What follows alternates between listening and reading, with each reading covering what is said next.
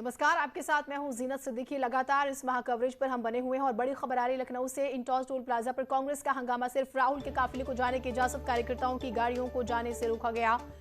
देखिए, इजाजत 5 लोगों को दी गई। हर एक पार्टी के जो है 5 लोग जा सकते हैं, लेकिन कार्यकर्ताओं को आप देखते हैं कई बार जब बड़ा नेता आता है तो हाजिरी लगानी भी जरूरी हो जाती है शायद, और यही वजह है कि कार्यकर्ता जो है कांग्रेस पार्टी के अलग अलग जगहों पर एक तरफ तो प्रदर्शन कर ही रहे हैं, दूसरी तरफ आप ये देखिए कि वो भी काफिले के साथ जाना चाहते हैं। तो इंटोजा टोल प्लाजा का हम जिक्र कर रहे हैं, जहां पर कांग्रेस ने जो है हंगामा किया है। तो इस वक्त की कांग्रेस कार्यकर्ताओं की हम बात कर रहे हैं।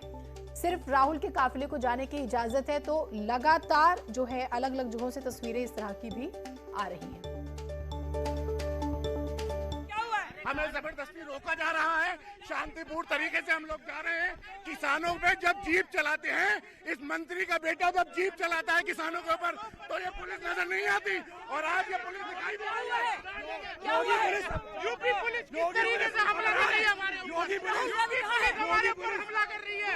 यूपी पुलिस इटौंजा टोल पे जबरदस्त बवाल दिखाई दे रहा है मुझे। मीडिया की गाड़ी है पीछे। किस प्रकार से यूपी ट्रक लगा रही है? अरे महोदय, तो बताइए ये किस तरीके से ट्रक लगा रहे हैं? ये गैस इस ट्रक में कुछ भी हो सकता है। और देख सकते हैं यहाँ पर ये इटौंजा टोल पे जिस तरीके से राहुल गांधी के गाड़ियों का काफिला आगे बढ़ रहा था, उसके बाद से दो सीएम, मीडिया, पुलिस प्रशासन तरीके से गाड़ी रोक देख सकते हैं आप कि कार्यकर्ताओं का ये आरोप है कि राहुल गांधी को छोड़कर बाकी कार्यकर्ताओं की गाड़ियों को रोका जा रहा है। सिर्फ और सिर्फ राहुल गांधी के गाड़ियों को परमिशन दी गई। इसके बाद ये कांग्रेसी कार्यकर्ता इस ट्रक को हटाने की कोशिश कर रहे हैं।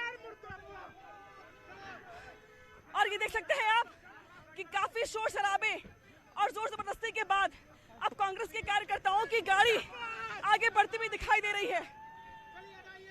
और ये देखिए, ये जो काफिला है गाड़ियों का, अब वो आगे जाता दिखाई दे रहा है मुझे। और यहाँ पर दरअसल दिक्कत इस बात को लेकर दिक्कत हुई कि यहाँ पर मीडिया वालों को साथ ही बाकी गाड़ियों को क्यों रोका गया आप लोगों को? ताकि हम लोगों किसानों की लड़ाई न लड़ सके। राहुल जी को रोका गया। राहुल जी आगे वेट कर रहे हैं हम लोगों का।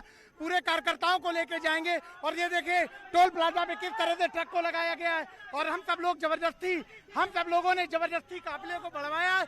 और हम सब लोग बगैर राहुल जी के नहीं जाएंगे, काफिले को लेके जाएंगे। और हम लोगों ने काफिले को खुलवा दिया है।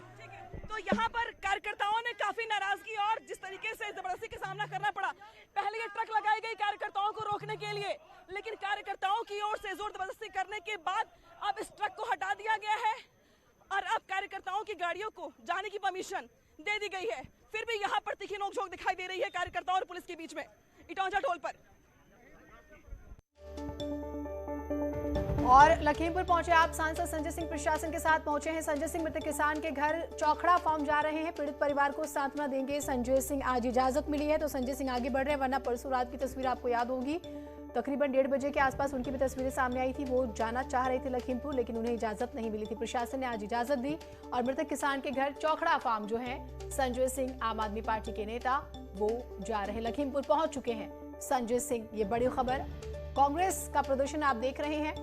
राहुल गांधी को इजाजत मिली है। हर विपक्षी पार्टी को, हर पॉलिटिकल पार्टी को 5 सदस्यों के साथ जाने की इजाजत मिली हुई है। अभी खबर आ रही है, हम आपको कांग्रेस की जानकारी दे रहे थे और अब खबर आ रही है कि संजय सिंह जो है वो लखीमपुर पहुंच चुके हैं, पीड़ित परिवारों से मुलाकात करेंगे। मृतक किसान जो है उनके घर जाएंगे।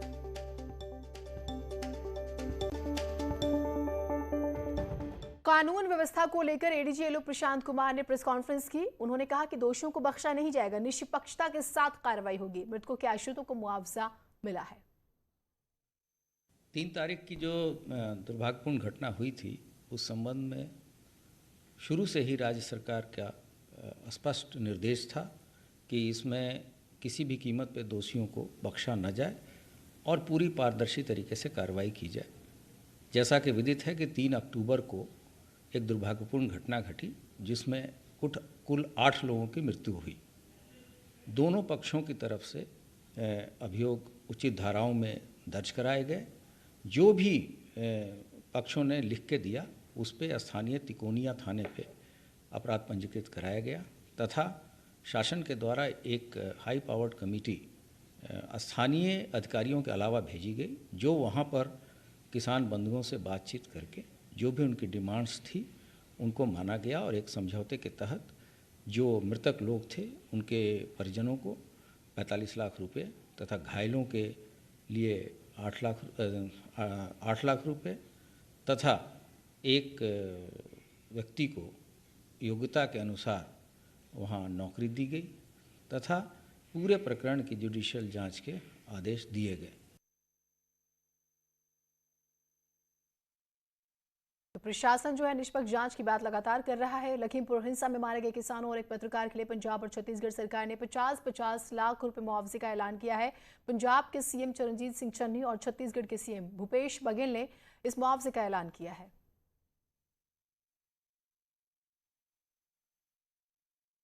राहुल गांधी जी से चर्चा की है कि जो किसान जिनको कातलाना हमला करके मारा गया है, जो शहीद हुए हैं, उनके साथ, उनके परिवार के साथ हम खड़े हों।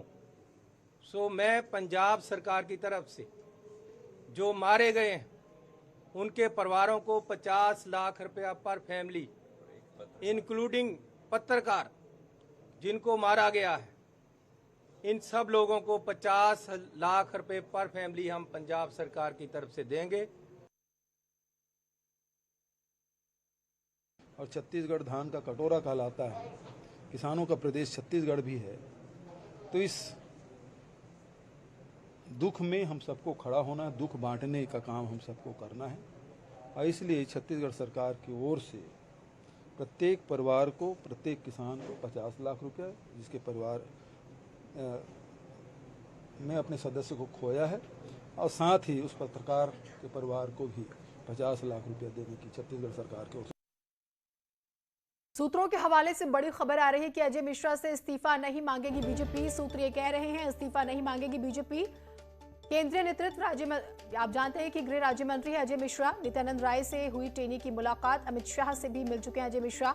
दरअसल दोपहर में ये 30 मिनट की मुलाकात हुई थी। उसके बाद दो बातें सामने आई थी। पहली तो ये कि इस्तीफा नहीं लिया जाएगा, दूसरी बात ये सामने आई थी कि वो हर तरह की जांच में सहयोग करेंगे, वो भी और उनका बेटा भी। और ये एक शर्त के तौर पर ये बात सामने आई थी कि वो सहयोग करेंगे जांच में, लिहाजा इस्तीफे की जरूरत नहीं है। ऐसी खबरें आ रही है सूत्रों के हवाले से कि इस्तीफा फिलहाल तो बीजेपी नहीं लेगी, जांच जरूर होगी और जांच में सहयोग करेंगे और जो मामला सामने आएगा उसके बाद फिर भविष्य की तस्वीर साफ होगी। लेकिन बड़ी खबर अभी ये है कि केंद्रीय गृह राज्य मंत्री अजय मिश्रा से इस्तीफा बीजेपी नहीं लेगी। 7 जुलाई को ही मंत्री पद आप जानते हैं उन्हें मंत्री बनाया गया था। काफी उस वक्त भी चर्चा में आए थे, बड़ा चेहरा माने गए और उनके साथ एक बड़ा वोट बैंक भी साथ आएगा। ये जब मंत्रिमंडल विस्तार हुआ था तो आप जानते हैं कि अब की बार ओबीसी सरकार काफी ज्यादा चर्चा में रही। अब यहाँ पे खबर आ रही है कि अजय मिश्रा से इस्तीफा नहीं लिया जाएगा। वो मिले गृह मंत्री अमित शाह से, आधा घंटा, पूरे 30 मिनट उनकी मुलाकात हुई है। दो बातें सामने आई, इस्तीफा नहीं होगा, दूसरी बात जांच में सहयोग करेंगे।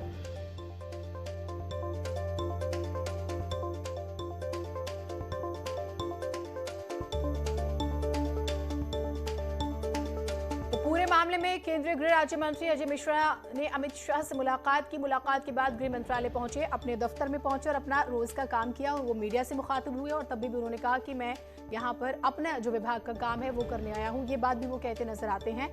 और सबसे बड़ी बात ये देखिए, इस्तीफा तो नहीं होगा, ये पहली बात साफ हो गई और ये अपने आप में बहुत बड़ी खबर है क्योंकि उनके इस्तीफे की ही मांग लगातार हो रही है। तो ये बात तो साफ हो गई कि इस्तीफा नहीं होगा, ये खबर आ रही है। 30 मिनट तक मुलाकात चली थी, ये हम आपको लगातार बता रहे हैं। दोपहर में ही मुलाकात हुई थी।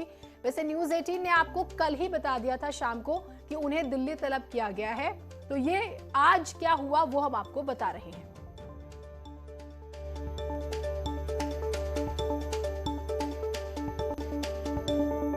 तो 3 दिन से माहौल कैसा है आप देख रहे हैं। विपक्ष के नेता लखीमपुर जाना चाहते थे, आज इजाजत मिली, वो लखीमपुर जा रहे हैं। बीजेपी के प्रवक्ता संबित पात्रा ने पूरे मामले में विपक्ष पर निशाना साधते हुए इसे सियासी पर्यटन करार दिया है। राहुल गांधी जी ने पुनः वही किया जो राहुल गांधी हर बार करते हैं, गैर जिम्मेदाराना रवैया, irresponsibility. Irresponsibility has become the second name of mister Rahul Gandhi.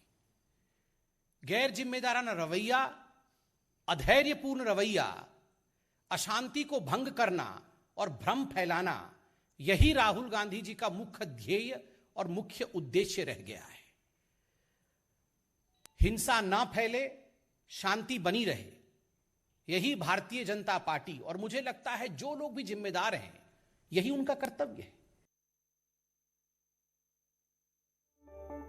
तो राहुल गांधी अधैर्य पूर्व रवैया अपना रहे हैं, यानी कि उनमें धैर्य नहीं है, भ्रम फैला रहे हैं, यानी कि जिस तरह का माहौल बना हुआ है वो राहुल गांधी रिस्पॉन्सिबल है और अशांति फैलाना चाहते हैं। शुरुआत में विपक्ष को इजाजत नहीं दी गई तो यही कहा गया कि विपक्ष जो है माहौल खराब करेगा, लेकिन अब 3 दिन बाद इजाजत दी गई है और आज संबित पात्रा ने क्या कहा वो आप सुन रहे थे। कोरोना वायरस के खिलाफ जंग में लगातार नई नई पहल हो रही है। इसी कड़ी में वैक्सीन पहुंचाने के लिए अब देश में ड्रोन के इस्तेमाल की शुरुआत हो चुकी है। कोशिश ये है कि ड्रोन के जरिए उन इलाकों में भी जल्दी से जल्दी वैक्सीन और जरूरी दवाइयां पहुंचाई जाए जहां दूसरे माध्यम से देर होने की आशंका रहती है।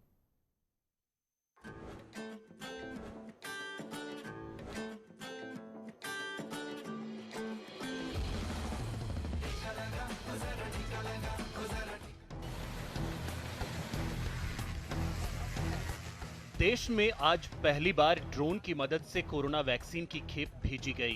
केंद्रीय स्वास्थ्य मंत्री मनसुख मांडविया के निर्देश पर मणिपुर से इसकी शुरुआत की गई। देश में यह पहली बार है जब ड्रोन का कमर्शियल इस्तेमाल किया गया। ड्रोन के जरिए वैक्सीन की ये खेप मणिपुर के बिशनपुर से करांग तक भेजी गई। पहाड़ी रास्तों के जरिए जहां बिशनपुर से करांग के बीच की दूरी 26 किलोमीटर है, वहीं ड्रोन से ये दूरी 15 किलोमीटर ही रह गई और ड्रोन ने महज 12 से 15 मिनट के अंदर वहां वैक्सीन की खेप पहुंचा दी। आसमान से उतरी संजीवनी, ड्रोन के जरिए कोरोना के खिलाफ जंग। ड्रोन के जरिए वैक्सीन भेजने की कोशिश देश में कई महीनों से की जा रही थी, लेकिन यह पहली बार है जब बीते सोमवार को मणिपुर में इसे साकार किया जा सका।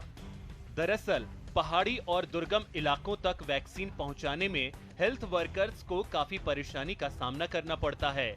मणिपुर का करांग इलाका भी ऐसा ही है। यहाँ की आबादी 3500 है, लेकिन इलाका दुर्गम होने की वजह से यहाँ महज 30% आबादी को ही टीका दिया जा सका था, लेकिन उम्मीद है इस नई तकनीक की मदद से टीकाकरण में तेजी लाई जा सकेगी।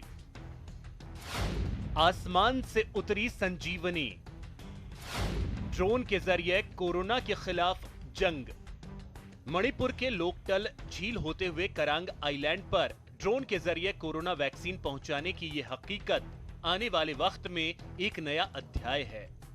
केंद्रीय स्वास्थ्य मंत्री मनसुख मांडविया ने इस उपलब्धि के लिए आईसीएमआर, मणिपुर गवर्नमेंट और इस प्रोजेक्ट से जुड़े टेक्निकल स्टाफ को बधाई दी है। उम्मीद है इस तकनीक के जरिए आने वाले समय में इमरजेंसी जैसे हालात में लाइफ सेविंग ड्रग्स को दुर्गम इलाकों तक पहुंचाकर मेडिकल फील्ड में क्रांति लाई जा सकती है। Bureau report, news 18 network.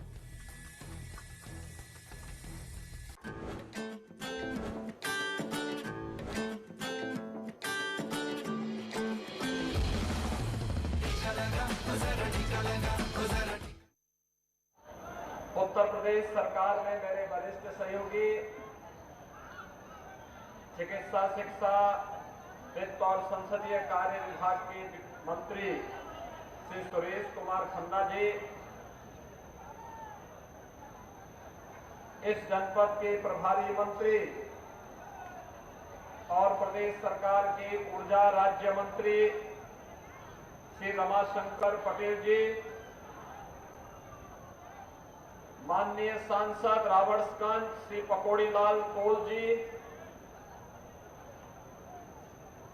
विधानसभा के लोकप्रिय विधायक श्री सुशील सिंह जी, माननीय विधायक श्रीमती साधना सिंह जी, माननीय विधायक श्री शारदा प्रसाद जी,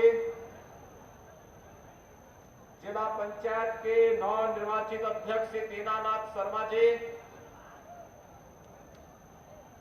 भारतीय जनता पार्टी के क्षेत्रीय अध्यक्ष श्री महेश चंद्र श्रीवास्तव जी, राष्ट्रीय उपाध्यक्ष महिला मोर्चा श्रीमती दर्शना सिंह जी, जिला अध्यक्ष अभिमन्यु सिंह जी, पूर्व जिलाध्यक्ष श्री अनिल सिंह जी और आज के इस कार्यक्रम में उपस्थित सभी सम्मानित जनप्रतिनिधिगण,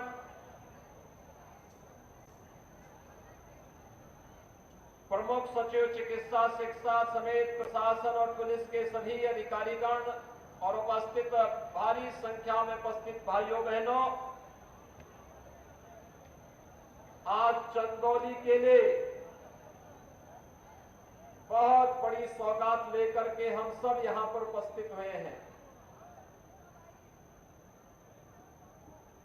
चंदौली में मेडिकल कॉलेज के कार्य का शिलान्यास जो 250 करोड़ रुपए की लागत से है और इसके अतिरिक्त 550 करोड़ रुपए की लागत की परियोजनाओं का शिलान्यास और उद्घाटन का कार्यक्रम आज यहां पर संपन्न हो रहा है। यानी एक साथ अकेले चंदौली जनपद को 800 करोड़ रुपए की परियोजनाओं का लोकार्पण और शिलान्यास के भव्य कार्यक्रम के अवसर पर मैं आप सभी चंदौली जनपद के नागरिकों को, आप सभी उपस्थित भाइयों बहनों को हृदय से बधाई देता हूं